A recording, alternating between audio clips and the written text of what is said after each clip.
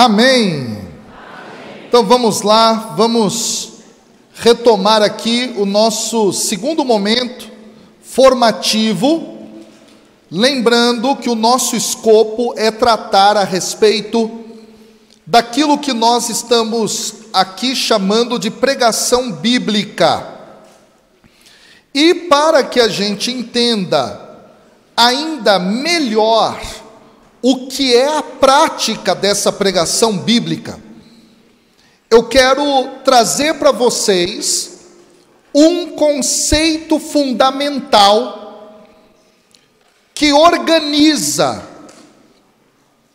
toda a pregação bíblica, que é a noção de a grande ideia de uma passagem bíblica. Então, neste momento, eu vou mostrar a cada um aqui o que é essa grande ideia de uma passagem bíblica. Ideia esta que nós podemos chamar de ideia exegética. Eu só não uso tanto a palavra ideia exegética, a expressão ideia exegética, para não ficar muito complicado. Então aqui eu estou chamando de a grande ideia de uma passagem bíblica. Para que nós possamos extrair essa grande ideia, que é o conteúdo que vai ser pregado, a gente precisa entender o que é uma ideia. E aqui, alguns apontamentos rápidos. Há duas definições para esse substantivo feminino ideia. A primeira definição é que ideia é uma representação mental de alguma coisa, que é concreta. Então, a ideia de pedra, de belo, de cavalo alado, uma espécie de imaginação. Não é essa primeira conceituação a que nós vamos usar, é a segunda. E na segunda, ideia pode ser definida como um conhecimento, uma informação, uma noção de alguma coisa. Em outras palavras, quando nós lemos um texto da Bíblia, aquele texto tem uma informação. Aquele texto tem um conhecimento. E esse conhecimento, essa informação é que deve ser pregada. Vamos ainda um pouco mais. Para a gente entender bem uma ideia, é muito interessante nós entendermos os tipos de ensinamento existentes. Claro, eu estou reduzindo os vários tipos a 3 fundamentais.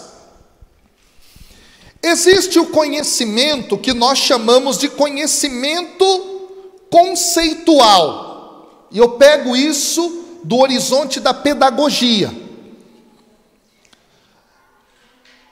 O que é o conhecimento conceitual?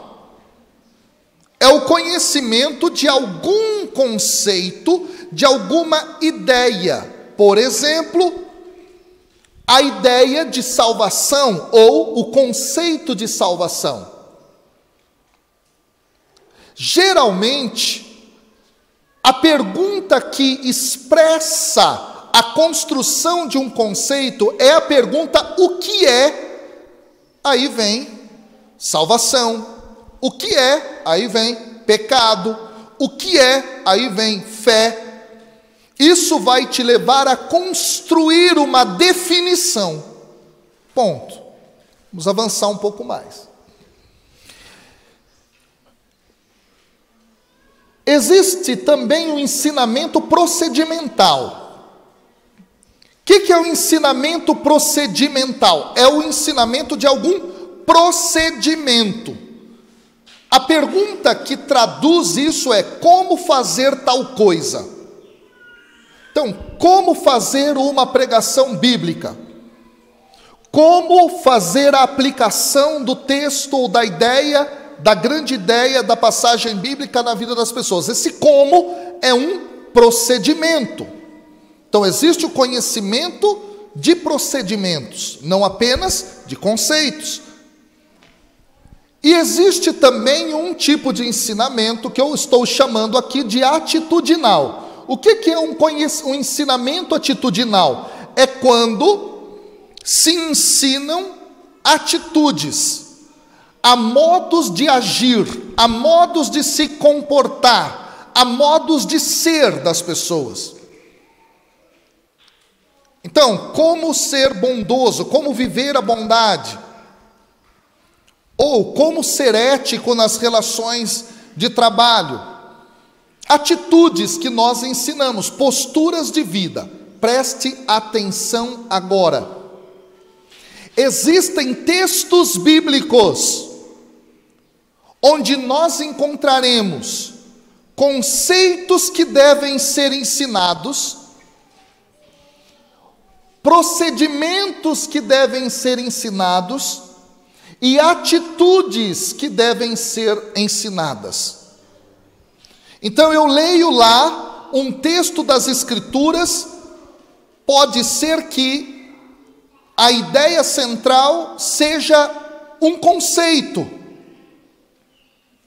ou uma atitude que deve ser vivida, ou um procedimento, a um como fazer alguma determinada coisa.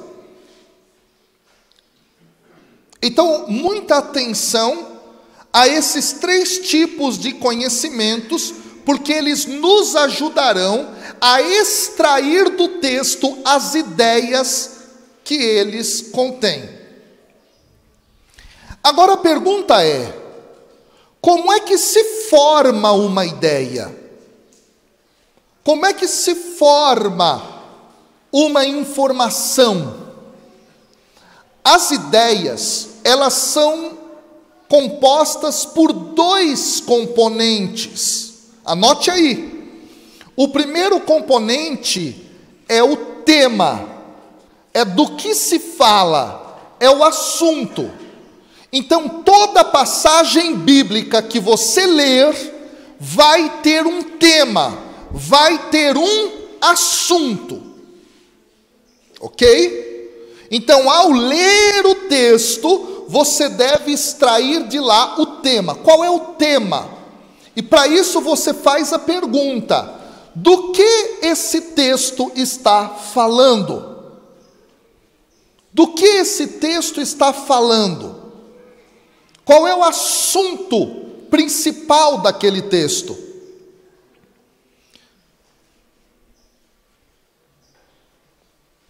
Todo tema, todo assunto, ele vai ter o seu complemento.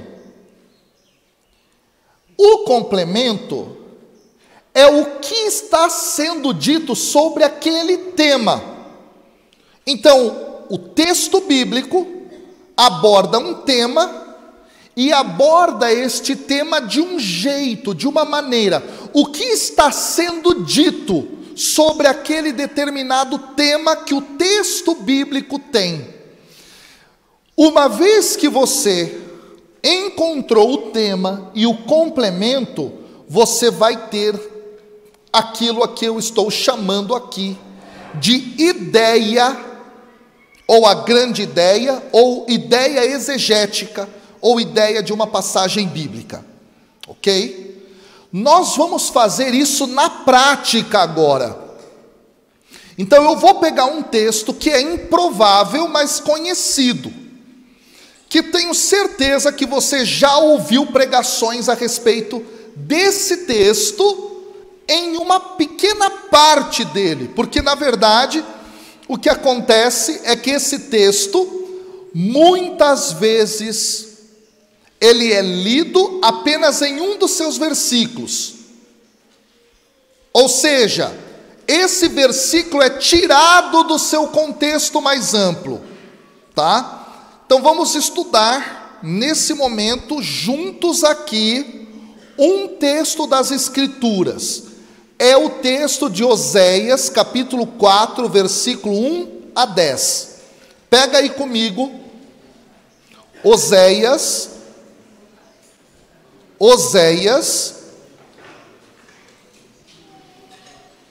pega aí comigo Oséias, capítulo 4,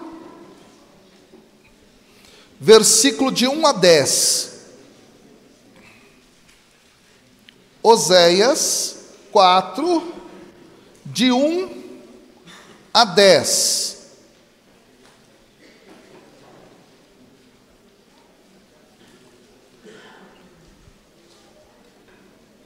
Acharam aí?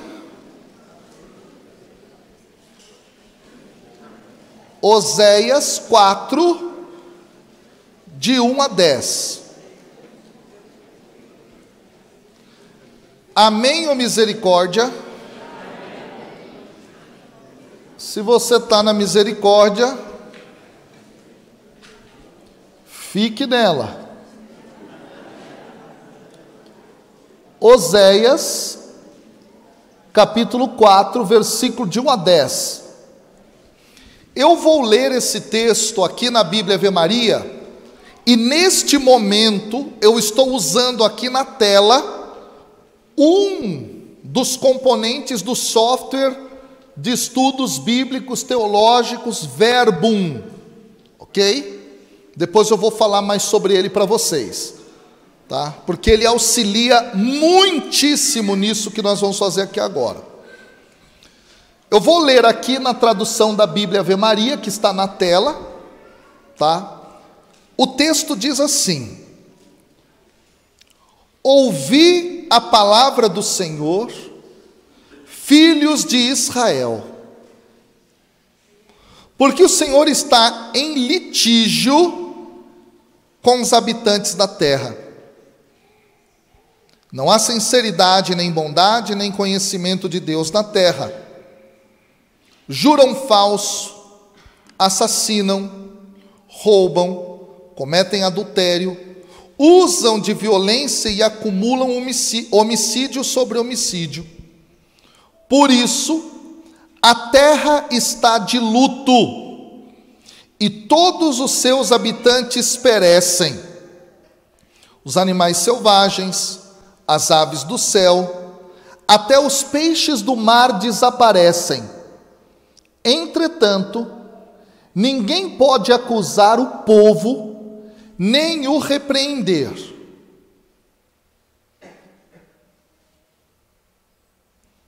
Mas eu censuro a ti, ó sacerdote. Tu tropeçarás em pleno dia, assim como o profeta durante a noite.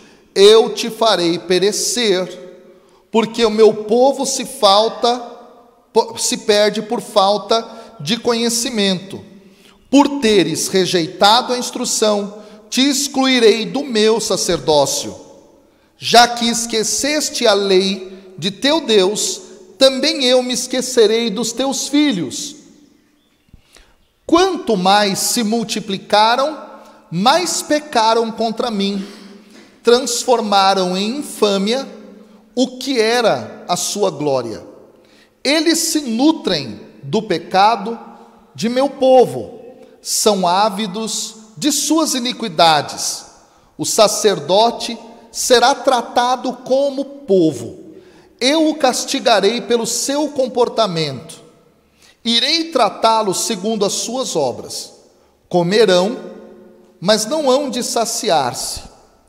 Irão se prostituir, mas não hão de multiplicar-se, porque abandonaram o culto do Senhor. Muita atenção agora em alguns elementos desse texto. Vamos lá. Depois da leitura dele, a pergunta que a gente tem que fazer: qual é o assunto do texto? Atenção, todo texto bíblico comunica uma ideia. Ideia é composta de assunto e como se fala a respeito dele. Qual é o assunto desse texto? Qual é o assunto desse texto? E aí? Eu vou deixar você pensar, tudo bem? A gente vai construir juntos, tá claro? Eu vou fazer uma prática com vocês. Qual é o assunto desse texto? Pensa um pouco. O que você diria se alguém te perguntasse qual é o assunto desse texto? O que você responderia?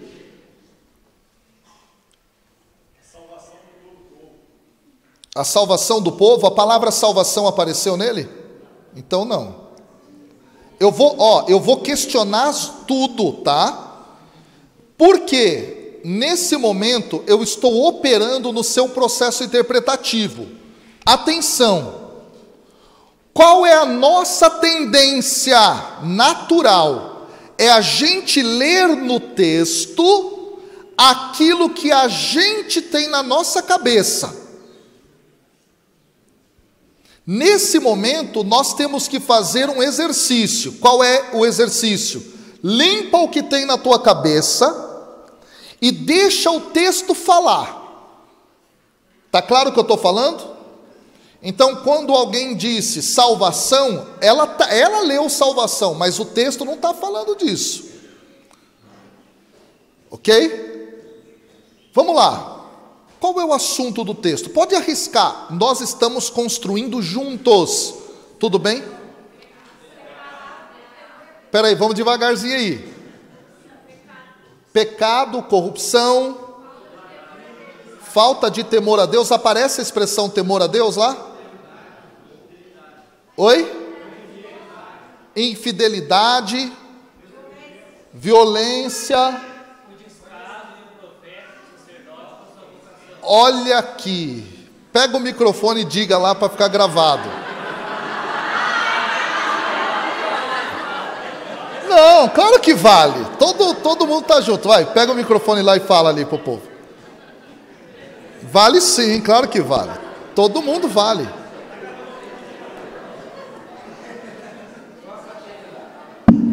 O descaso do sacerdote e do profeta com a sua vocação. O texto, ele aborda isso sim, tá? Vamos dar uma olhada aqui, Presta atenção. Num primeiro momento, observa aqui, Observa. O autor, ele diz assim: ouvi a palavra do Senhor quem? Quem deve ouvir? Por que eles devem ouvir? Porque o Senhor está em litígio com os habitantes da... Quem são os habitantes da terra? Está claro isso? Observe que eu não estou fazendo nada de mirabolante. Eu não estou lendo o texto em hebraico, eu não estou fazendo contextualização histórica, eu só estou lendo o texto. Então o texto começa: ouvir a palavra do Senhor. Está aqui. Deixa eu só fazer um gráfico aqui para vocês. Então olha só, ouvir a palavra do Senhor. Quem deve ouvir essa palavra? Os filhos de Israel. Certo? Quem são esses filhos de Israel? Os habitantes da terra. Aqui, os habitantes da terra. Vou aqui pintar só para a gente deixar marcado. E por que eles devem ouvir? Porque o Senhor está em litígio contra eles. Aí, o que está acontecendo entre os habitantes da terra? Não há sinceridade, não há bondade, Não há conhecimento de Deus. Então vamos pegar aqui e colocar aqui assim, ó. Nem conhecimento de Deus. O que esse pessoal está fazendo? Juram falso. O que mais? Assassinam. O que mais? Roubam. Eu vou parar por aqui assim, ó. Eu vou deixar assim o texto, tá? Ó, roubam, cometem adultério, usam de violência, acumulam homicídio sobre homicídio. Pronto. Quem é que está vivendo tudo isso? Os habitantes da terra, os filhos de Israel. Deus está chamando esse povo em juízo, porque eles estão fazendo tudo isso. Tudo bem até aqui? Pronto. O que eu estou fazendo com vocês aqui? Eu estou lendo com atenção o texto. Agora vamos continuar. Observe. Por isso, a terra está de luto. Olha lá.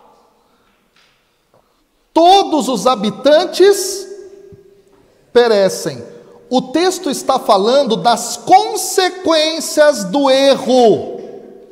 Porque não tem bondade, porque existe assassinato, porque existe violência, porque eles cometem adultério, porque eles não conhecem a Deus, porque eles mentem. A terra está de luto. A terra está de luto.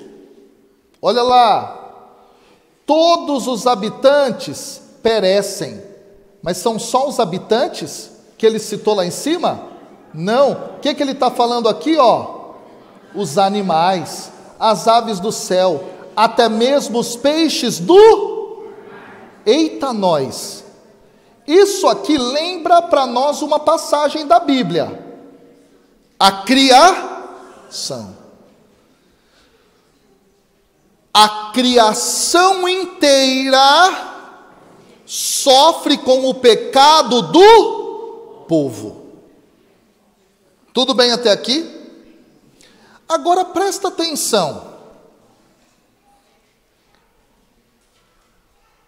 Entretanto, ninguém poderá acusar o povo, nem o repreender. Olha lá, gente. Nem o repreender. Ninguém pode acusar o povo nem repreender. Mas quem Deus está censurando? Então o sacerdote está sendo culpabilizado, porque tudo aquilo está acontecendo na vida do povo. Estou me fazendo claro? Só estou lendo com atenção. Aí você viu o tema da salvação, o tema do temor a Deus. Esquece, lê o texto, deixa o texto falar. Olha só, o profeta se dirige diretamente ao sacerdote. Olha lá, a ti, tu, te, tá vendo, ó? Ti, tu, te, tu tropeçarás em pleno só o sacerdote? Também o profeta. Então aqui, Deus está se dirigindo ao sacerdote e ao profeta, tá? Então vamos colocar aqui, ó, e ao profeta, certo? Então Deus está se dirigindo a eles dois e está dizendo, sobretudo ao sacerdote, o que Deus vai fazer com ele? Te farei perecer. Deus está falando que o sacerdote vai perecer. Uau! Muito forte o texto. Agora presta atenção. Por que Deus vai fazer o sacerdote perecer? Porque o meu povo se perde por falta de conhecimento. Quantas vezes você já ouviu esse versículo? Levanta a mão. Quantas vezes você ouviu esse versículo com o contexto que Deus está falando para o sacerdote? Levanta a mão. O que acontece na boca da maioria dos pregadores? Cita esse versículo sem entender a quem Deus está falando isso. Deus está falando isso ao sacerdote e em parte para o profeta. Deus está dizendo: ei, sacerdote, eu vou puxar a tua orelha, eu vou te disciplinar, porque o povo não tem conhecimento. E agora presta atenção, por teres rejeitado a instrução. Quem rejeitou a instrução, gente? O sacerdote rejeitou a instrução. E o que Deus vai fazer com ele? Te excluirei do meu sacerdócio. Olha lá, o que Deus vai fazer mais? Já que esqueceste a lei, o que Deus vai fazer mais? Esquecerei dos teus filhos. Ufa! Olha isso, gente. Deus está puxando a orelha do sacerdote. Por que está puxando a orelha do sacerdote? Por quê? Já falei, vamos lá, é exercício. Por quê?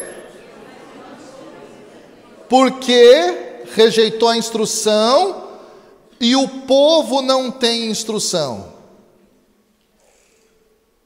E porque o povo não tem instrução, o povo está no pecado. E quando tem pecado, tem consequências. Estão entendendo agora, não?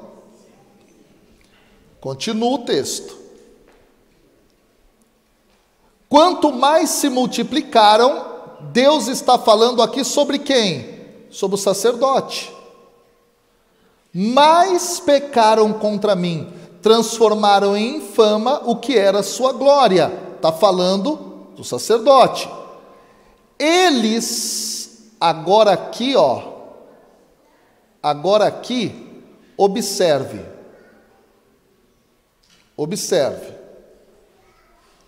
Nesse momento do texto, Deus está falando para quem?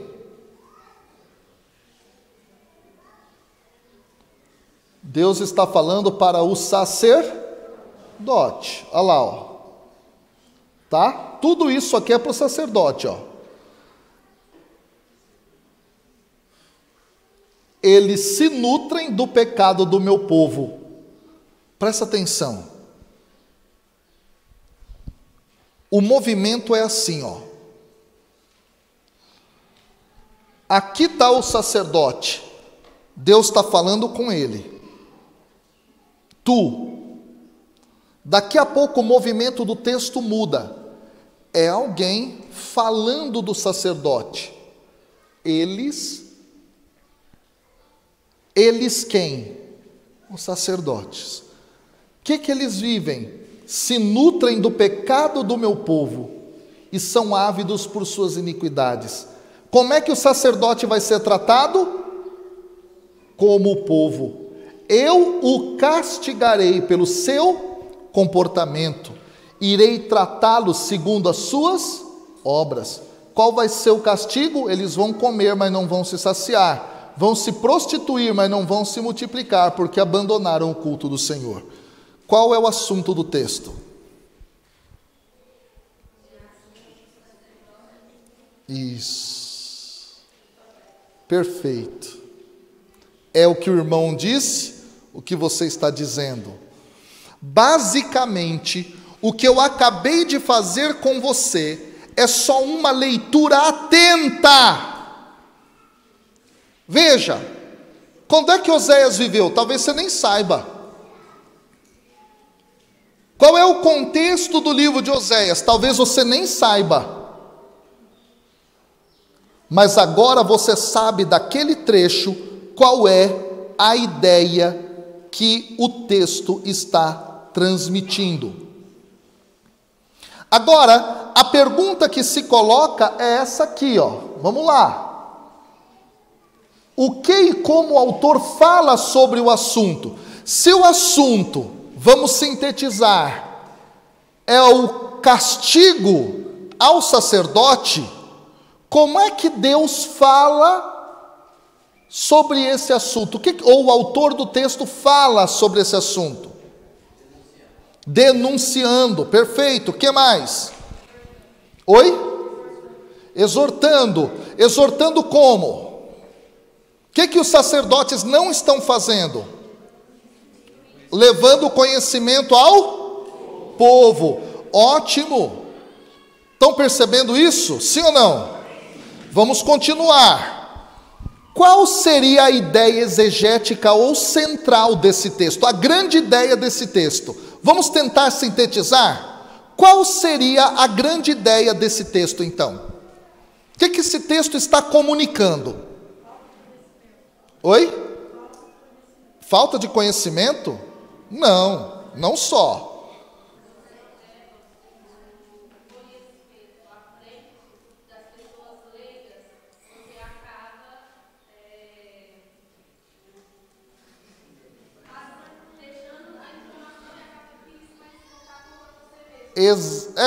Por aí, tá por aí, ótimo. Oi? Negligência de quem?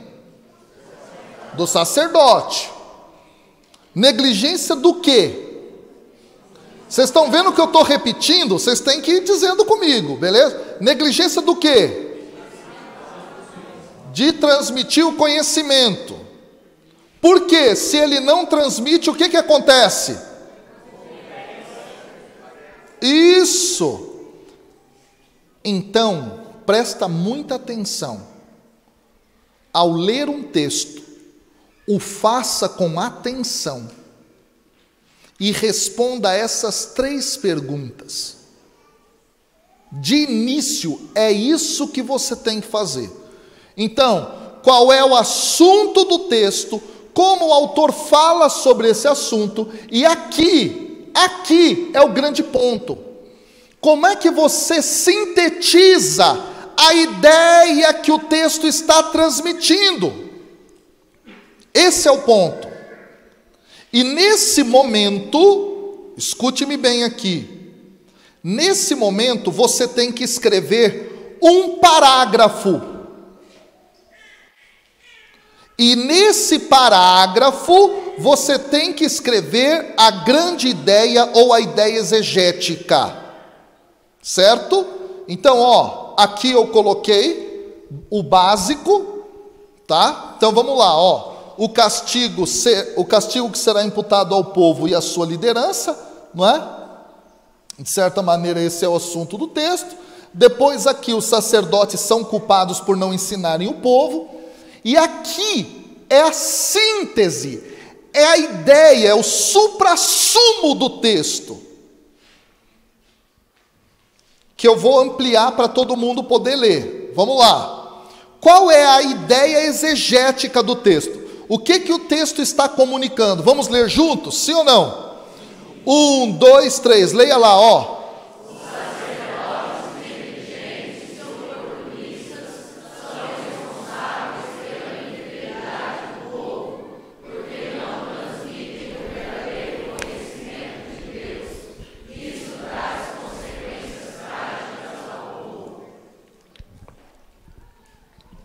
Essa é a ideia que deve ser pregada.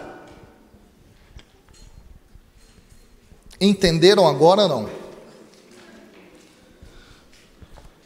O que eu acabei de fazer com vocês é um exercício básico do processo em parte dele.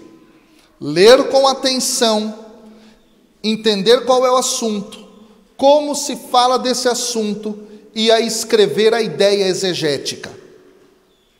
Presta muita atenção agora.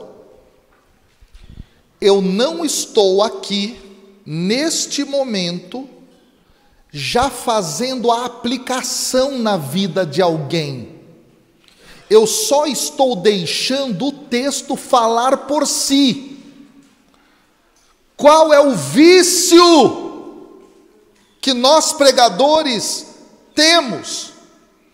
Lê o texto com a nossa cabeça. O que o texto está falando? Temor de Deus. O que o texto está falando? Salvação. O que o texto está falando? Fé. A gente já lê com a nossa cabeça. Tira esse vício. Deixa o texto comunicar a sua ideia. Segundo vício ruim que nós pregadores cometemos: a gente nem espera o texto dizer o que ele quer e nós já começamos a aplicar na vida das pessoas. Então a gente faria mais ou menos assim, né? Então esse texto está falando que a gente deve conhecer a Deus, que nós devemos conhecer o Senhor, que nós devemos temer a Jesus Cristo, que nós devemos, e por isso você que fica assistindo essas televisões, que dizem isso e aquilo, e por essa razão, você que fica ouvindo esse tipo de música, você que não lê a Bíblia, meu Deus, calma meu filho,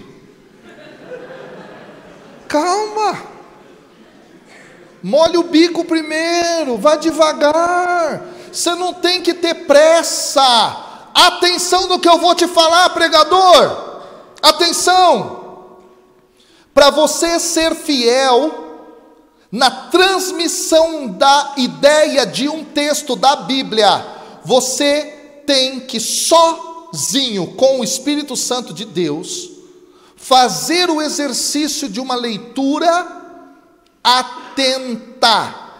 Para de querer já fazer pregação quando você está estudando o texto.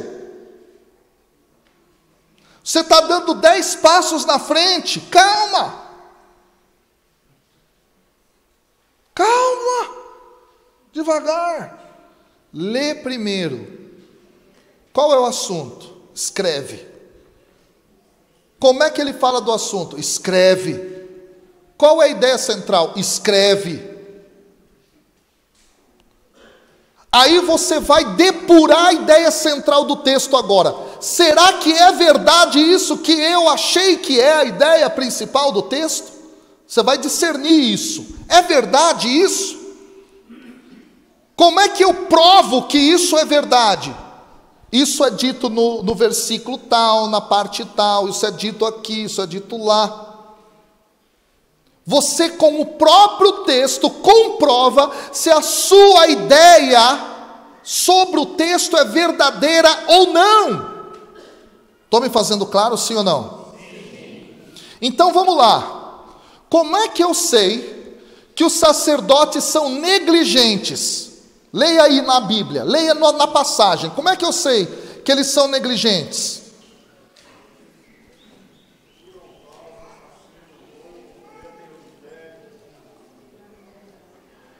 Por teres rejeitado a instrução, por esquecer a lei de Deus.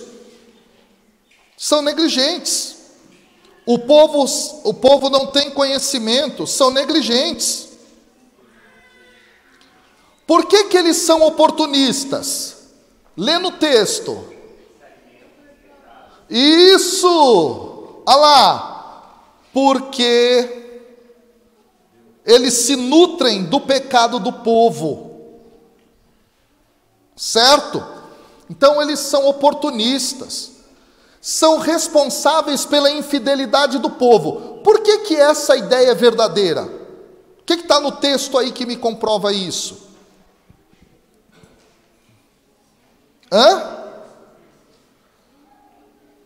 Não há sinceridade, não há bondade, não há nada. Isso está dito aí. E Deus está dizendo que ninguém pode acusar o povo, mas eu censuro a ti, ó sacerdote. Então quem é responsável disso? Sacerdote. Aí continua. Porque eles não transmitem um conhecimento verdadeiro de Deus, está aí, a gente já viu. O povo perece por falta de conhecimento, o sacerdote rejeitou a instrução, esqueceu a lei de Deus, e isso traz consequências trágicas ao povo. É trágico ou não é?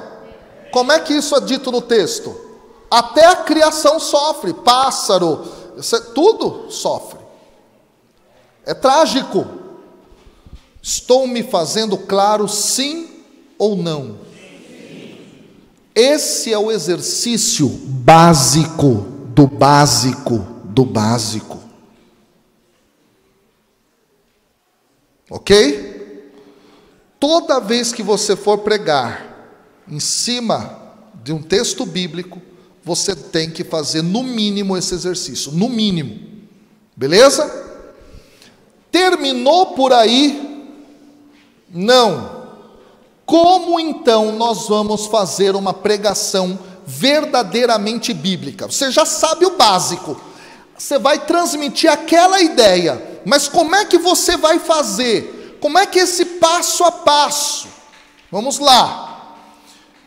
A pergunta é, efetivamente, como é que nós vamos extrair a ideia, a grande ideia de um texto bíblico? Na prática, como é que nós vamos fazer isso? Número 1, escolha o texto a ser pregado. Professor, mas na minha realidade é o grupo de oração que faz o discernimento, me manda. É o que me convida, que me traz o texto. Ok, ele te passou o texto. Então, já foi feita uma escolha.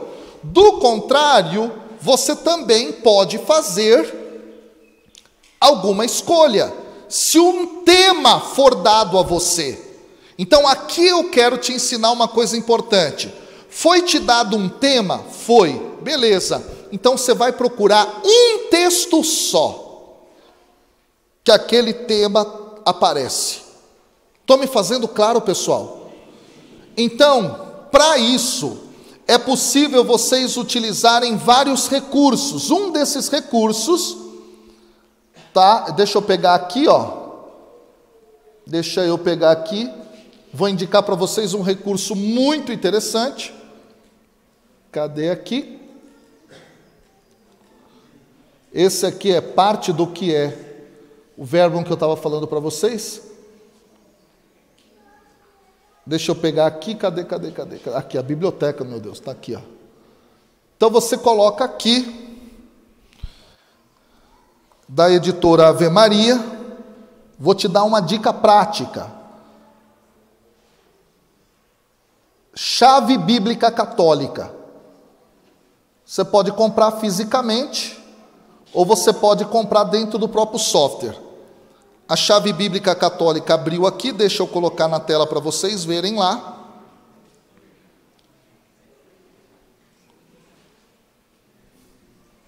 Está aqui, ó. Deixa eu diminuir. Na Chave Bíblica Católica, o que você tem? Temas, tá? Então, ó, você tem vários temas aqui, tá vendo, ó? Vários temas, e você clica, por exemplo, e aqui há uma pequena síntese, tá? Do que seria esse tema, e algumas passagens bíblicas onde ele aparece. Então vamos lá, você vai pregar sobre, passaram um tema lá, o amor. Você clica aqui, ele já vai te dar algumas dicas, ó. Tá vendo aqui? De amor. Aí você vai pegar, por exemplo, algum texto que você queira, tá? Então, vamos supor que seja sobre a questão da misericórdia, você clica aqui e abre a Bíblia. E aí você tem lá uma perícope, tá? Que perícope é uma passagem da Bíblia. Você pode ler na tradução que você quiser, ó. Por exemplo, eu posso colocar aqui na Bíblia Ave Maria, o amor incansável de Deus, tal. Olha o que eu estou falando para você. Onde eu estou dando material para você. Estou te dando a vara para você pescar. Então, onde eu tenho um lugar fácil, rápido, simples para eu achar os temas e passagens bíblicas sobre ele? Está aí, ó. Chave Bíblica Católica. Onde compra? Em qualquer livraria. Da Ave Maria. Simples assim. No final da sua Bíblia, se ela for Ave Maria, dá uma olhadinha aí. Você vai ter parte dessa chave bíblica. Estou me fazendo claro, sim ou não? Estou dando a vara para você pescar. Agora, vou dar uma dica das dicas. O software bíblico teológico Verbum é um lugar onde você pode comprar tudo isso e integrar tudo. Você vai integrar tudo. Nós vamos deixar isso para depois. Recebeu o tema, recebeu. Busca uma passagem bíblica sobre aquele tema. Está claro isso, sim ou não? Então, nesse momento, você tem que tomar uma decisão na sua vida. Para de querer ficar atirando para todo lado. Pega uma passagem e vai. Não fica 1000 textos sobre amor de Deus, 50 outros textos sobre amor aos irmãos. Não, é um só. Porque na interpretação bíblica, o menos é mais. Você tem que focar no texto, tá claro? E naquele texto você vai fazer o mesmo processo.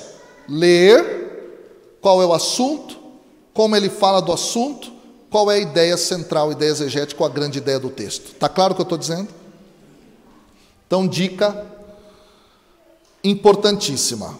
Atenção agora no que nós vamos fazer aqui, ó.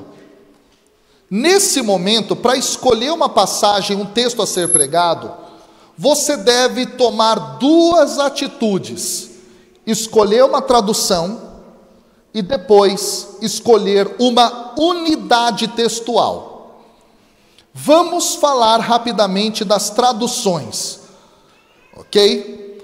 Todos vocês já sabem que as línguas originais da Bíblia no Antigo Testamento são hebraico, aramaico e grego. Então aqui está um pedacinho do texto hebraico, ok? É bonito, não é? Está aí, ó. Ki tavo el haaretz asher Adonai Elohecha noten lach. Ok? É, o que está escrito aí. Não precisa aplaudir, não. Aplaude não. Tá bom? Isso aí tem que estudar, né, gente? Então tá aí. Não está em português. Aí é um pedacinho do hebraico. O Novo Testamento foi escrito inteiro em grego koiné, grego comum. Está aí um pedacinho, ó, tá? Enarken hologos, kai hologos en proston theon, kai theos en hologos, hutos en enarke proston theon, pantadia auto egeneto kai horiz auto. Daí vai embora, ok? O que eu estou querendo fazer? Eu estou querendo me exibir? Não. O que eu quero mostrar para você é que você tem muito para caminhar.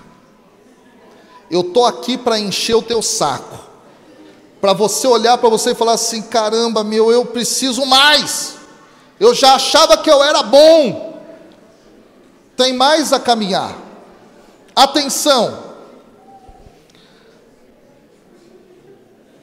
Sabendo que os textos, eles não estão na sua língua vernácula, português, está no texto hebraico, aramaico e grego, você ou escolhe uma boa tradução ou você mesmo faz a tua.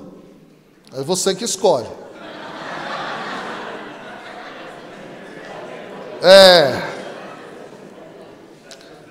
Agora atenção, no processo de tradução, seja feita por você ou uma que você escolher, você tem que entender o seguinte: existem 2 tipos básicos de tradução da Bíblia. Nós temos, por um lado, aquilo a que nós chamamos de textos traduzidos por equivalência formal e textos traduzidos por equivalência dinâmica.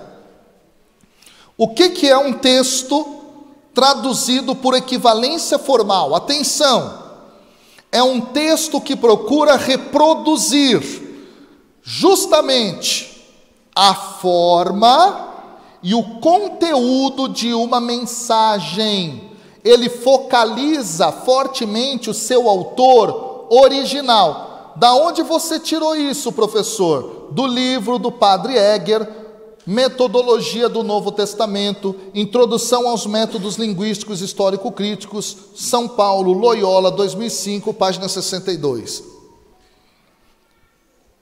Então, a tradução formal é aquela que procura manter a forma do texto o máximo possível, focando como se pudéssemos no leitor original do texto.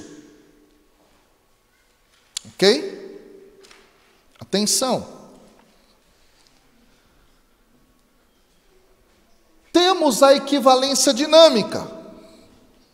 A equivalência dinâmica é aquela forma de tradução que procura traduzir a ideia transmitida pelo autor ao leitor de hoje, de agora, da nossa época. Se traduz, portanto, aqui ideias e não apenas palavras. Atenção, lá para os meus alunos eu explico da seguinte maneira: nós brasileiros, ainda que não tenhamos nascido na época da Jovem Guarda, ou nascidos, né? Alguns não nasceram. Eu nasci na década de 80, nasci em 83, então eu não sou da época da Jovem Guarda, mas eu entendo a seguinte expressão, atenção aqui comigo, ó, manda brasa, manda brasa. O que significa, no geral, sem contextualização, a expressão manda brasa? O que significa? Isso. Vai lá, manda ver, vai lá e faz, certo? Presta atenção, ó, atenção.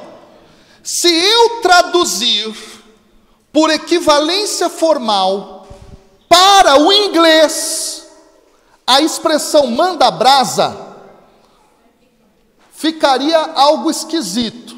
Poderia ser algo como send the fire, ou set the fire up, ou algo nesse sentido. Eu traduzo palavra por palavra. Só que se eu chego para alguém que fala inglês e digo para ele assim, set fire, ele vai olhar para mim e falar, você está louco, velho? É para eu queimar o quê? Ele entende literalmente. O que está acontecendo aqui? Existem traduções que traduzem palavras, não ideias. Se eu fosse traduzir de forma dinâmica, atenção, eu não diria set fire, eu diria let's go, do it, faça, porque a ideia de manda brasa é faça. Então eu não traduzo palavras, eu traduzo as ideias. Está claro o que eu estou falando? E tem traduções no mercado brasileiro que são traduções dinâmicas ou formais. Aí que está o detalhe. Então vamos trazer um exemplo. Um exemplo clássico é Romanos, capítulo 1, versículo 17. Aqui está o texto grego e aqui eu faço uma tradução de equivalência formal.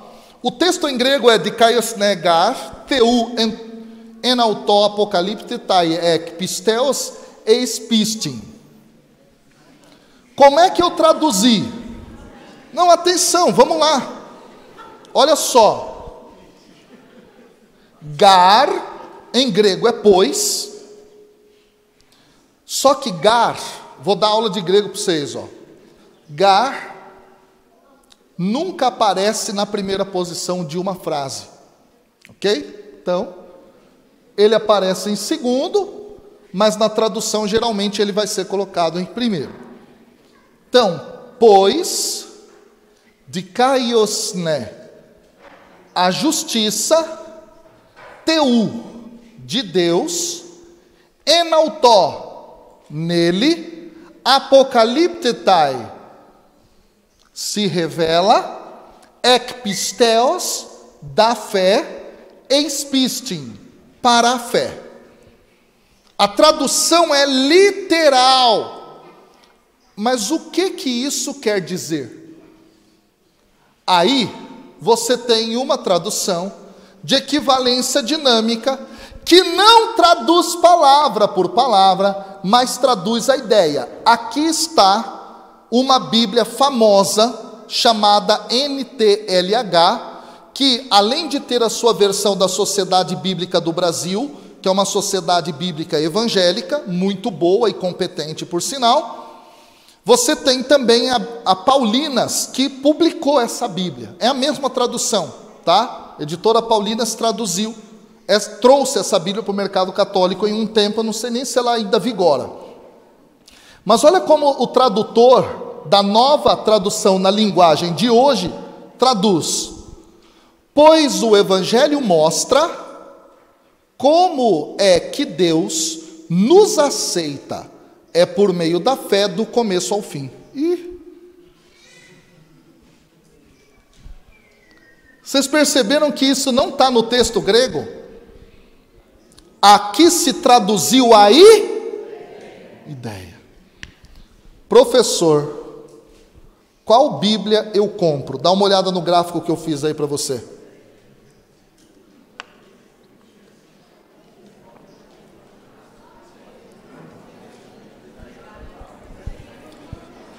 Quanto mais para cá, ó, atenção.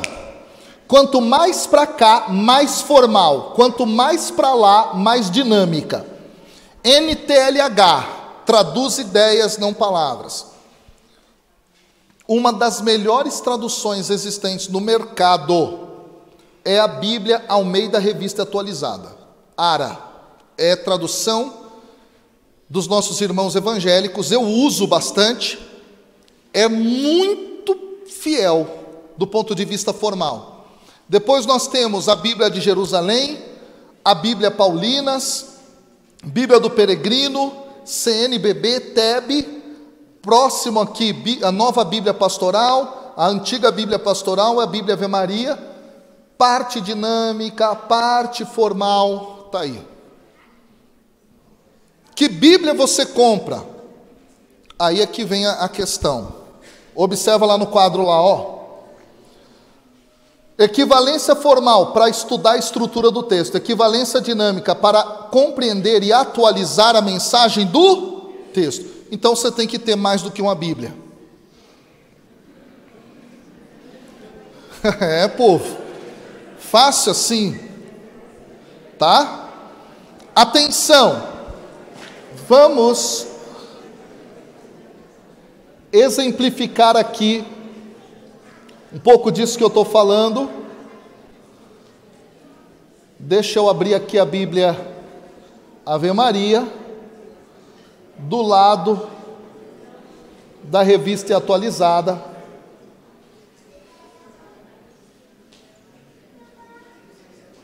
Vamos lá.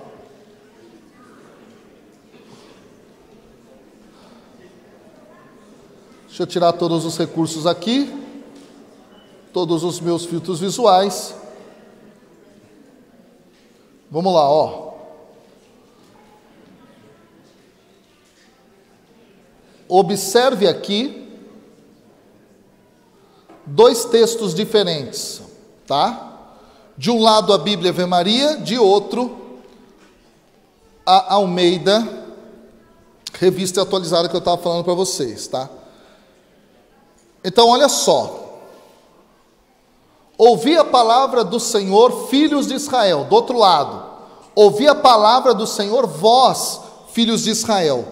Aí eu quero dar uma olhada no interlinear, para ver qual é o termo hebraico que está colocado aqui, tá? Observa aqui comigo, ó. Tá vendo que o vós aparece com um pontinho aqui embaixo? A Bíblia, Almeida Revista Atualizada, colocou o vós, mas no hebraico não tem o termo vós. Tá claro? Aí a gente continua um pouquinho mais. Porque o Senhor tem uma contenda com os habitantes da terra. Aqui está, observe, ó. Porque o Senhor está em litígio com os habitantes da terra, e aqui está em contenda. Observe.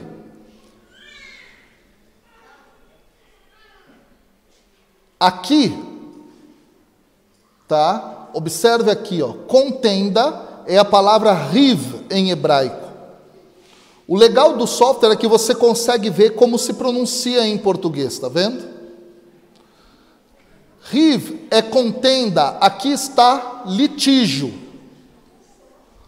Agora, o que eu quero mostrar para vocês? Vamos supor que você não saiba o que é riv ou contenda. Você vai fazer um estudo de palavra da Bíblia. Deixa eu mostrar aqui para vocês.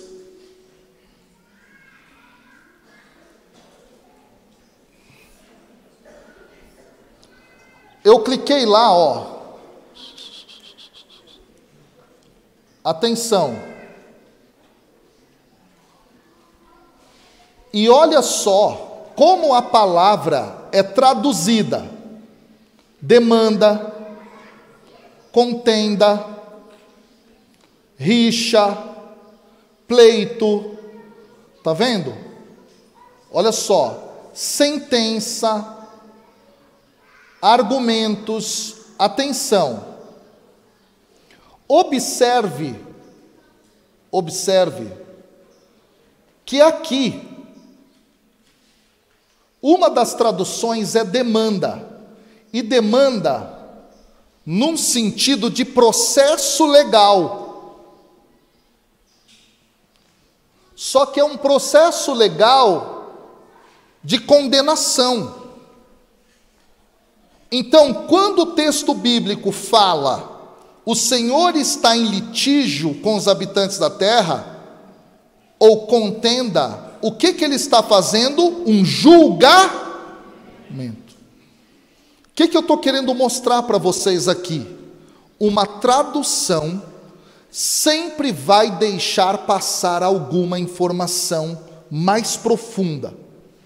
Às vezes, quando você lê lá litígio, você coça a cabeça e fala, o que isso significa? Ou contenda, o que isso significa? Quando você vai ao texto original, você consegue ter maior profundidade e entender o que ele está trazendo. Aqui, eu estou mostrando, ok? Parte do software para você entender como que ele funciona e como ele te ajudaria a estudar de forma mais profunda. Aqui são os dicionários bíblicos existentes, tá? Eu posso ir lá e abrir aqui o dicionário. Deixa eu levar esse dicionário para cá. Atenção. Aí eu olho lá, ó, riv, contenda, é um caso legal.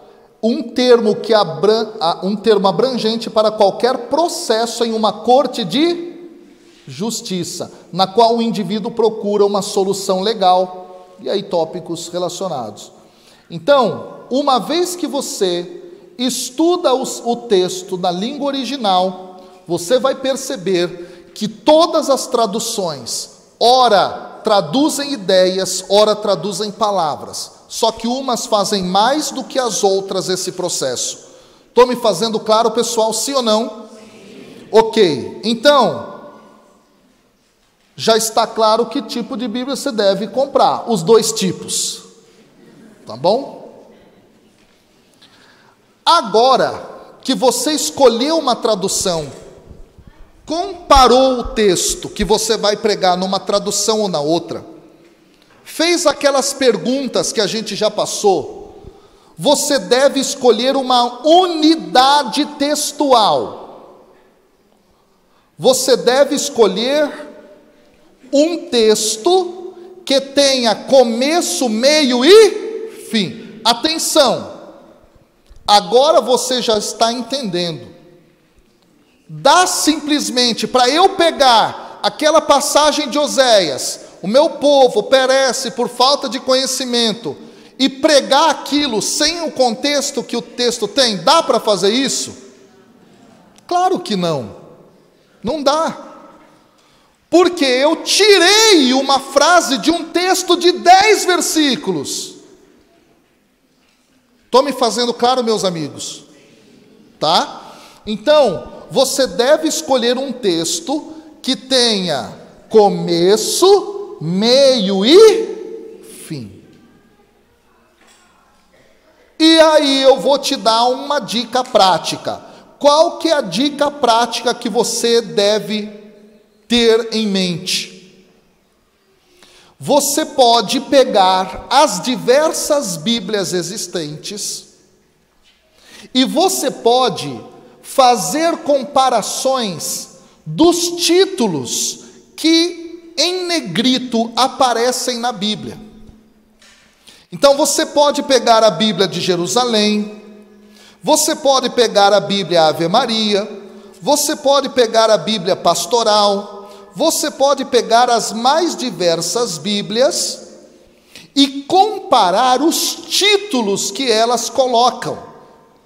Se você tem aí a Bíblia de Jerusalém, você vai perceber, olha lá comigo, se você tem a Jerusalém,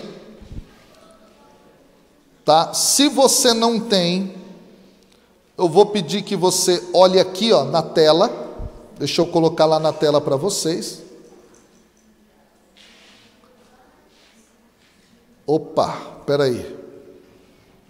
Deixa eu colocar a tela aqui para vocês, só para vocês poderem ver, ó.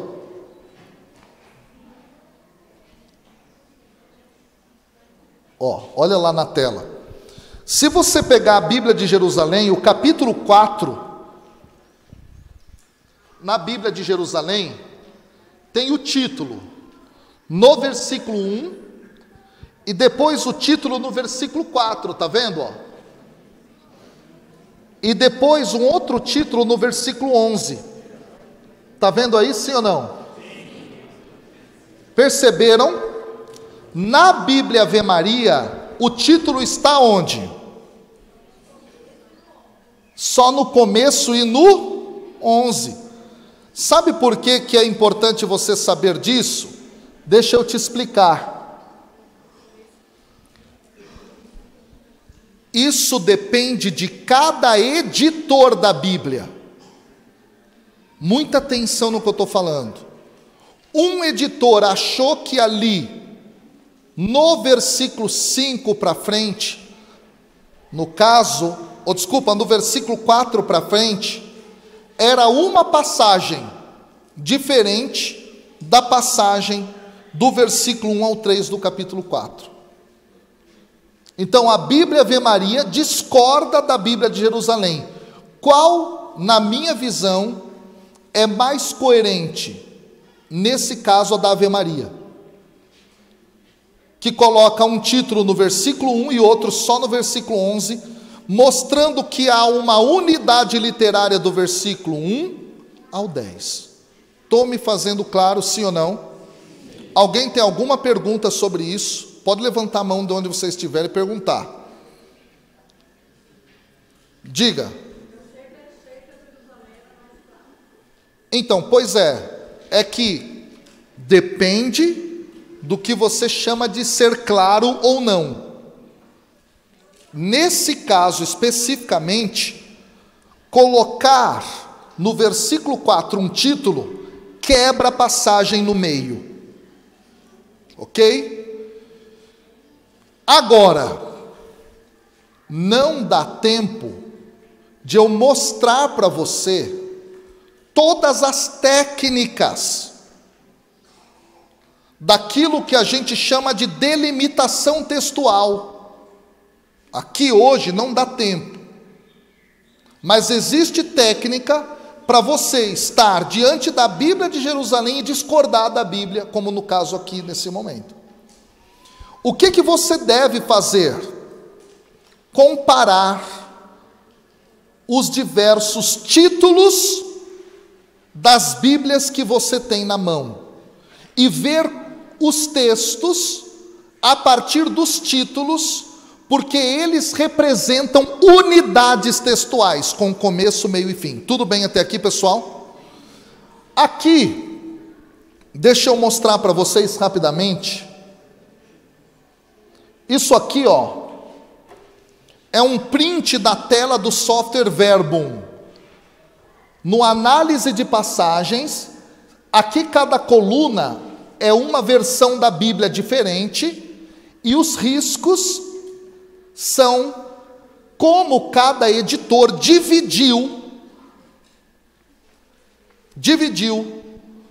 as passagens. Então aqui você tem uma forma rápida de comparar. Nesse caso aqui é 1, 2, 3, 4, 5, 6, 7, 8, 9 Bíblias diferentes. Está uma do lado da outra já, num clique. O que eu quero dizer para vocês?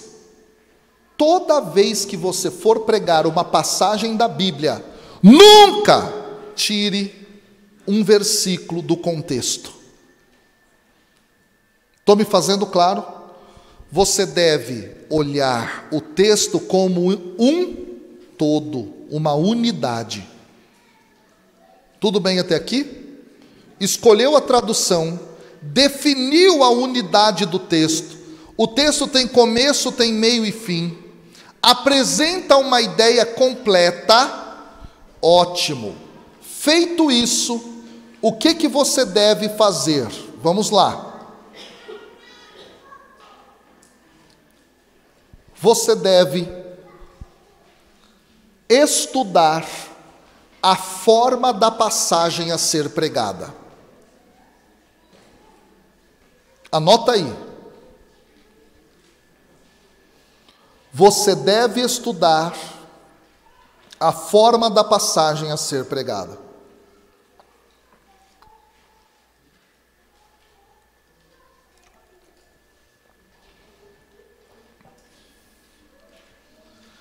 Para estudar a forma da passagem a ser pregada, você deve compreender esses 4 passos.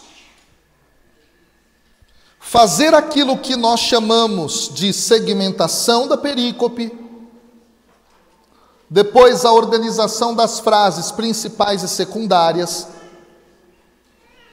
estruturar a passagem e colocar os títulos de cada parte da estrutura. Não dá tempo de eu mostrar o 1, o 2, o 3. Eu vou direto no 4. Atenção. Observe comigo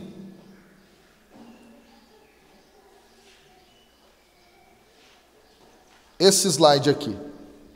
Eu sei que está pequeno para quem está de longe, tá? Oi? E para quem está de perto também. Vamos lá. Presta atenção aqui, ó. Você pega a passagem e analise as partes desta passagem. Ok? Então, você escolheu a tradução, definiu a unidade, agora você vai olhar as partes da passagem.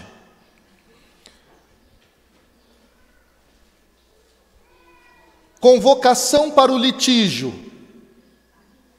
Ouvi a palavra do Senhor, filhos de Israel, porque o Senhor está em litígio com os habitantes da terra.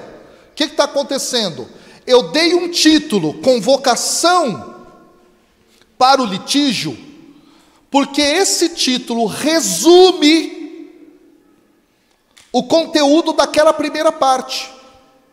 O que está acontecendo naquela primeira parte? Deus está convocando o povo para o litígio. Aí eu já sei o que é litígio. É um processo legal. Está claro isso? Atenção. Depois, há um bloco maior, com parte do versículo 1 e o versículo 2 inteiro, onde os motivos para o litígio são apresentados. Quais são os motivos? Não há sinceridade, nem bondade, nem conhecimento de Deus na terra, juram falso, assassinam, roubam, cometem adultério, usam de violência, acumulam homicídio sobre homicídio. Pronto. Dei um pequeno título para essa parte. Aí eu continuo. Versículo 3 inteiro é a apresentação de consequências dos pecados do povo. Está lá, ó. Por isso, a terra está de luto, todos os seus habitantes perecem, os animais selvagens, as aves do céu, até mesmo os peixes do mar desaparecem. Depois, o texto apresenta a culpabilização do sacerdote. E a culpabilização do sacerdote está como? Entretanto, ninguém poderá acusar o povo, nem o repreender, mas eu censuro a ti, ó sacerdote. Você viu que os títulos que eu estou dando são resumos das partes do texto que eu estou pregando, sim ou não? Atenção. Depois o texto apresenta os castigos ao sacerdote. Tu tropeçarás em pleno dia, assim como o profeta durante a noite, eu te farei perecer. Depois, o texto apresenta por que o sacerdote será castigado. Porque meu povo se perde por falta de conhecimento, por teres rejeitado a instrução. Aí, mais uma vez, os castigos aos sacerdotes são apresentados. Te excluirei do meu sacerdócio, já que esqueceste a lei de teu Deus, também eu me esquecerei dos teus filhos. Aí o texto apresenta o julgamento condenatório ao sacerdote. Quanto mais se multiplicaram, mais pecaram contra mim. Transformaram a infâmia, o que era sua glória. Eles se nutrem do pecado do meu povo e são ávidos de suas iniquidades. E por fim, o texto apresenta as consequências para o sacerdote. O sacerdote será tratado como povo, eu o castigarei pelo seu comportamento. Irei tratá-lo segundo as suas obras, comerão, mas não hão de saciar-se, irão se prostituir, mas não hão de multiplicar-se, porque abandonaram o culto do Senhor. Ei, escuta, muita atenção. Isso aqui, ó, já é um roteiro da tua pregação. O que a maior parte dos pregadores faria diante dessa passagem? Pegaria lá, volta a repetir. Ó, o meu povo perece por falta de conhecimento. Aí o pregador começa. Quantos livros você tem lido na sua vida espiritual, irmão? Você lê a Bíblia todo dia, sim ou não? Repita comigo, xalama. Aí começa. Aqui é uma pré-pregação. Atenção. É uma pré-pregação. Não é a pregação pronta ainda. Vocês estão percebendo que eu estou apenas estudando o texto aqui? Sim ou não? Para depois pregar. Atenção, o que seria uma pré-pregação? Eu faço a leitura do texto. 2, anuncio a ideia exegética do texto. 3, faço a minha pregação seguindo a estrutura do texto, sem fugir. Então, como é que poderíamos fazer isso? É uma pré-pregação, ela não está pronta ainda, presta atenção. Como é que poderia ser uma pré-pregação aqui? Queridos irmãos e irmãs, a palavra lida hoje anuncia os castigos que Deus vai colocar sobre os sacerdotes, porque não educaram o povo no conhecimento de Deus, e o povo sofreu com consequências catastróficas. No primeiro momento, a palavra de Deus nos mostra o Senhor convocando todo o povo de Israel para um litígio. Mas o que é um litígio? É um processo legal. Eu quero que você imagine agora um tribunal, e Deus convocando todos os habitantes da terra. O texto também diz, por que Deus convocou um tribunal? Porque entre o povo havia falta de sinceridade, falta de bondade, eles não tinham conhecimento de Deus, eles juravam em falso, eles assassinavam, eles roubavam, eles cometiam adultério, eles usavam violência, eles acumulavam homicídio. Deus os convocou para fazer um julgamento. Ó, você está vendo que eu não estou aplicando na vida de ninguém, porque é uma pré-pregação. E qual é a consequência do pecado que eles estavam cometendo? A terra ficou de luto, todos os habitantes pereceram, toda a realidade foi prejudicada por causa do pecado do povo. Só que toda essa situação tem um culpado. Quem é o culpado disso, desse caos na vida do povo? O sacerdote. Deus aqui, na palavra, chama o sacerdote e o repreende. Mas por que Deus o repreende? Por que Deus o castigará? Porque o povo não tinha conhecimento. O sacerdote, de acordo com o texto aqui, ele se esqueceu da lei de Deus, ele se esqueceu da palavra do Senhor, não ensinou o povo o caminho reto no qual eles deveriam andar.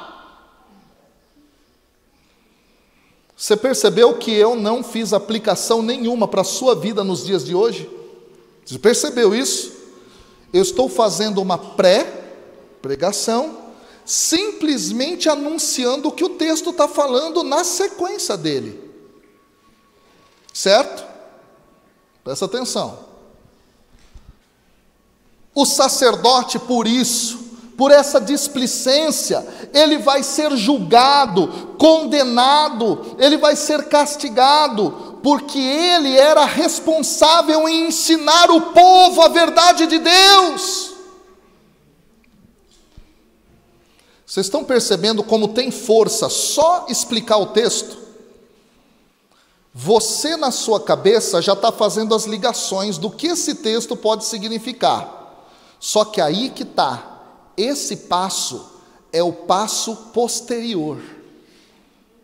Primeiro, eu estudo, interpreto, extraio a ideia central, estruturo a passagem, e depois é que eu vou aplicar.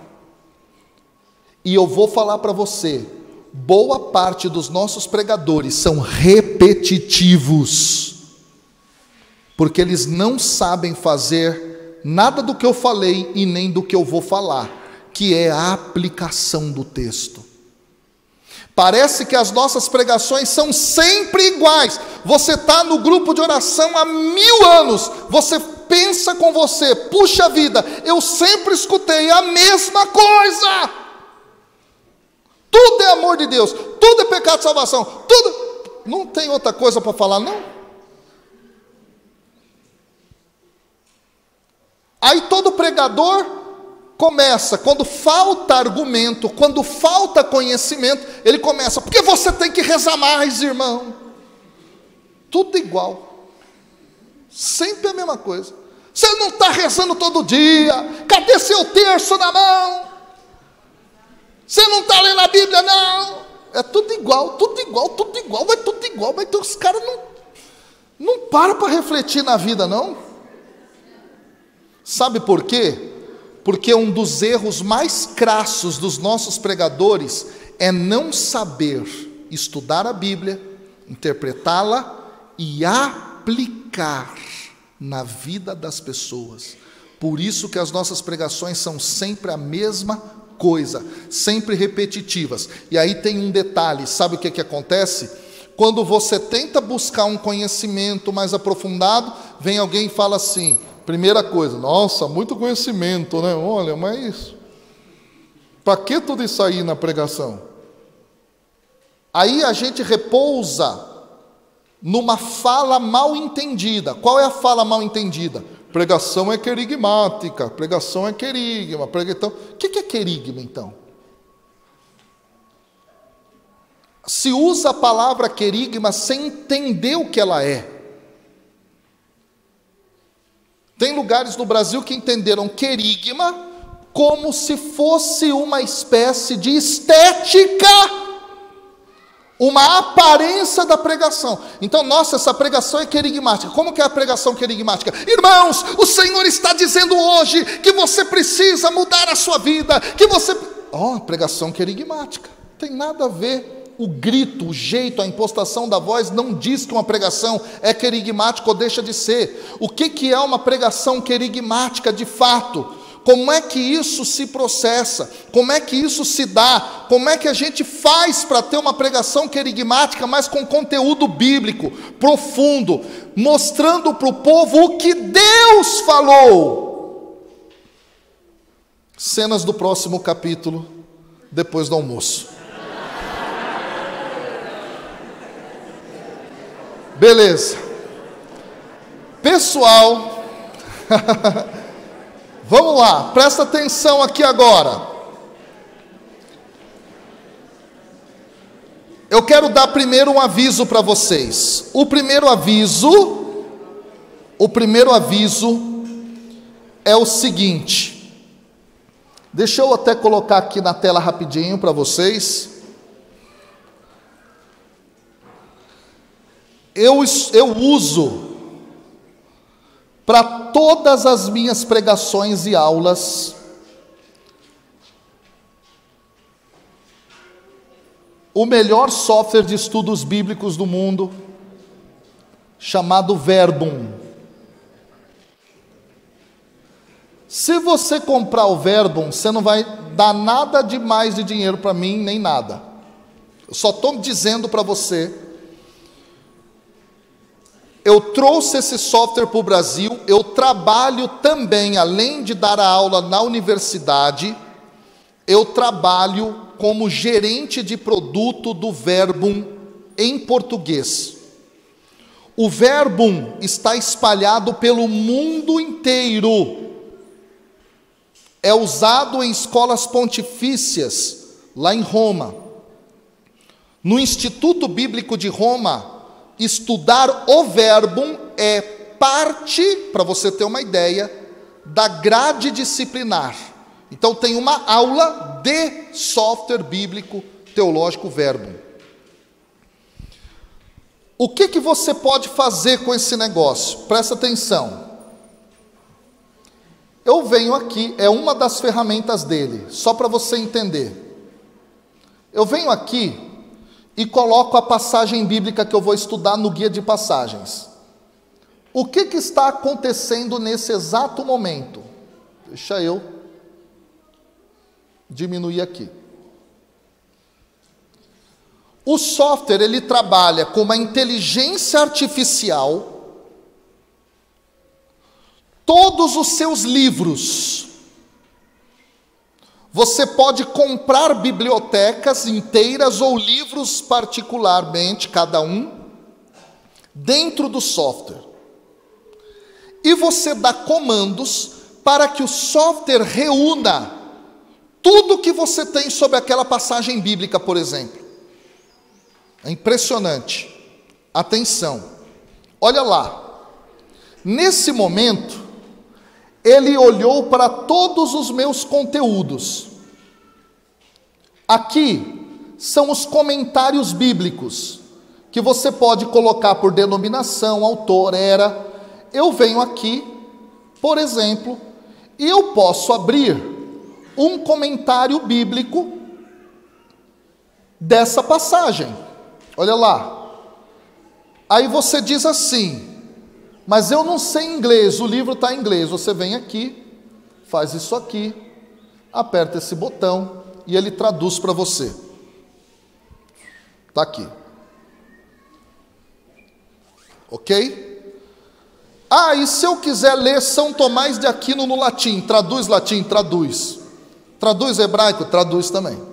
Vamos continuar. Isso aqui é só um comentário bíblico. Aí vamos supor que eu estou preparando a minha pregação sobre esse tema. Eu venho aqui em novo, homilia, abro um arquivo de homilia, coloco aqui a informação,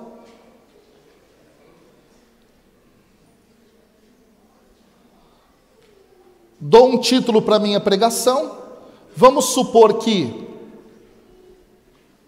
essa parte aqui, ó, estes versos têm várias funções, seja um título, e tudo isso aqui seja um texto normal. O que acabou de acontecer? Ele criou os slides para mim disso que eu coloquei aqui. Pronto, aqui são meus comentários bíblicos. Aqui são as revistas bíblicas que eu tenho na minha biblioteca que citam esse texto. Aqui são as referências cruzadas que se ligam ao meu texto. Aqui são passagens importantes, que o meu texto trabalha de alguma forma. Aqui são as palavras importantes no texto original. Aí você diz, mas eu não sei ler o texto original. Ele lê para você. Deixa eu colocar aqui para você ver. Da'at, Hesed, Kihesh.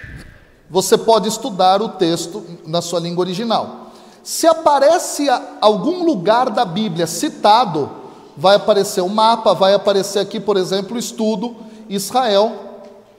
Passagens da Bíblia, pessoas da Bíblia na minha passagem, os israelitas, a gente viu, Deus, uma pessoa e tal. Então eu posso clicar, fazer o estudo. Objetos citados, animais citados, estilo literário da minha passagem, julgamento, linguagem figurada e conceitos culturais. Aqui é fantástico, presta atenção nisso, gente, olha só. Aqui, existe algum padre da igreja que citou a minha passagem? Então, se eu tenho aqui algum livro de algum padre da igreja que citou a passagem, está dizendo que São Jerônimo citou aqui, por exemplo. Então, eu clico aqui, eu abro a citação que fez São Jerônimo sobre essa passagem. Tá? Atenção. Daí por diante, olha lá, teologias bíblicas dessa passagem, teologia sistemática dessa passagem, documentos confessionais sobre essa passagem, temas de pregação dessa passagem. Por exemplo, apostasia no Antigo Testamento. Eu clico aqui, olha isso, gente. Já vem pronto, ó. Com as passagens, basta eu colocar aqui o mouse e vem. Atenção. Tópicos católicos, tá? Aqui está traduzido para o português, tá? Que o meu está em inglês mesmo. Mas, por exemplo, tem coisa no direito canônico que fala de apostasia? Tem. Eu clico aqui, ele abre o cânone para mim, ó. Tem encíclicas do Papa que trabalham sobre apostasia? Tem a Veritatis Splendor. Eu clico aqui, abriu aqui para mim, tá? A Veritatis Splendor. Deixa eu fazer o seguinte, ó. Abriu a Veritatis Splendor aqui, ó. Aí aparece alguma coisa no Concílio Vaticano II? Aparece, a Unitatis Redintegratio falando sobre isso. E assim por diante, ok? Isso aqui é só uma ferramenta do que o Verbum faz num estudo da Bíblia, numa preparação de uma pregação e etc. Vou indicar para vocês isso, porque de fato isso muda o jogo, ok? Então vamos lá. Como é que você vai fazer para conhecer o que é isso? Primeiro, vai lá no Instagram. Se quiser pegar aí agora, pode ir lá se você quiser. Vai no Instagram e vá em Verbum Católico, tá? Vai aparecer esse símbolozinho aqui, ó. Um V. Aqui, ó. Tá? Um V. Verbum Católico, em azul. Verbum Católico. Porque vai ter um monte de verbum lá, mas é o Verbum Católico, tá? 2. Você quer adquirir esse software, conhecer um pouco melhor, você pode fazer o seguinte: ir ao site pt.verbum.com. Oi? Ah, não tem nada a ver, gente. Tá bom. Não tem outro jeito de falar. PT é por causa de português, tá? Beleza? Vamos lá. Não precisa ficar com medo de alguma pessoa te roubar para sentar no site, não. Brincadeiras à parte. Nada a ver, né? Mas vamos lá, ó. pt.verbum.com. Lá você vai ter os pacotes do essencial ao mais ultra avançado. Então você pode começar no essencial e avançar. Aí você fala assim: tá, mas eu gostaria de ter isso gratuito. Você pode ter a versão gratuita dele. Essa versão gratuita você vai encontrar lá na Apple Store ou na Play Store. Então existe o aplicativo para tablet e celular Verbum. Lá existe uma versão gratuita, ela está em inglês, mas você consegue já comprar livros que você quer para testar, ok? Então dê uma olhada, porque é fundamental termos essa ferramenta na nossa mão. Essa ferramenta tem a versão evangélica. A versão evangélica já é usada no Brasil há 8 anos. A versão evangélica fora do Brasil é usada há 30 anos. A versão católica no Brasil está sendo usada há 4 meses só. Então vamos espalhar essa notícia. É o maior software de estudo católico do planeta Terra. Não tem nada igual. Você pode adquirir os documentos da igreja nele, direito canônico. Você pode, por exemplo, ter o compêndio de doutrina social. Você pode ter bíblias, você pode ter traduções das bíblias. Entra lá e dá uma olhada. E nós temos a parceria com a Renovação Carismática Católica do Brasil. Então a editora RCC Brasil colocou praticamente todos os títulos que ela tem à disposição dentro do software, você pode adquirir. Fazer os estudos por lá e avançar. Dê uma olhada, procura, que você vai se surpreender, ok? Então esse é o software bíblico teológico Verbum, beleza? Último aviso. Eu tenho um canal no YouTube com mais de 400 vídeos explicando Bíblia. No YouTube está João Cláudio Rufino, ok? Dê uma procurada lá, porque tem muita coisa legal para você aprofundar na Bíblia. E também tem o meu Instagram, que é João Cláudio Rufino também, tá bom? Então me segue lá no Instagram, segue a gente lá no YouTube. Direto eu estou fazendo lives e eu vou anunciar depois uma grande novidade para vocês aqui, tá bom? No momento depois do almoço, tá bom? Deus abençoe. Quer falar alguma coisa, Wilson? Almoço? Quanto tempo, irmão? Bateu o sino, volta, beleza? Então vamos para o nosso almoço e depois nós vamos retornar.